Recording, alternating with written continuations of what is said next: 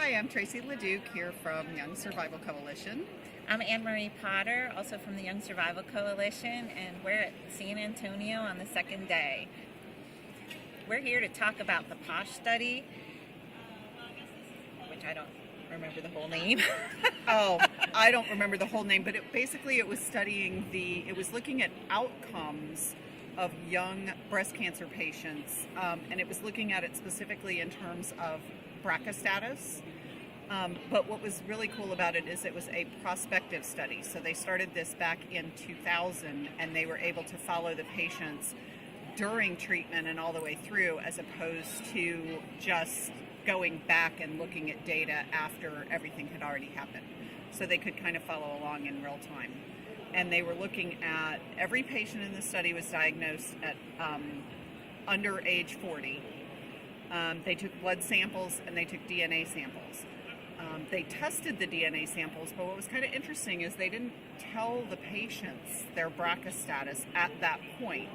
What they did was offer them the option when they entered the trial to go to a genetic counselor. So about 50% of the patients chose to go to a genetic counselor and learned their BRCA status, but the other 50% didn't learn it and in fact don't even know it now. So what was pretty cool about this trial was it included 2,857 women, which is a really nice sample size. 19% of the women were triple negative in the study, and they did a comparison of triple negative, those with BRCA mutations and those without. And they actually showed that women with the BRCA gene had a better survival rate. So that's, I guess, good news if you're BRCA positive, because typically women with BRCA positive don't feel like the cards are really stacked against them, and this data is showing that actually it wasn't.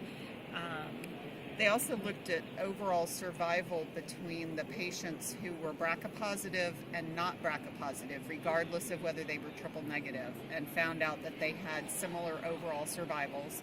And then they compared the BRCA1 patients to the BRCA2 patients, and also found that the overall survival for those patients was approximately the same. The curves were very similar.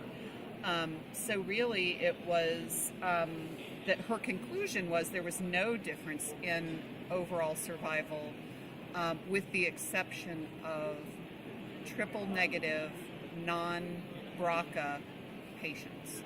And they did have a statistically significant worse outcome.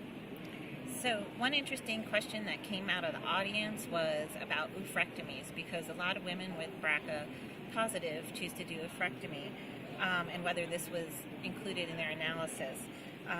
They reported that only a small number of women had oophorectomies, and out of over 2,000, almost 3,000 patients, there were 3 in the BRCA group who passed away from ovarian cancer. So I think that also gives us some qualitative information, nothing statistical, but just some information to consider.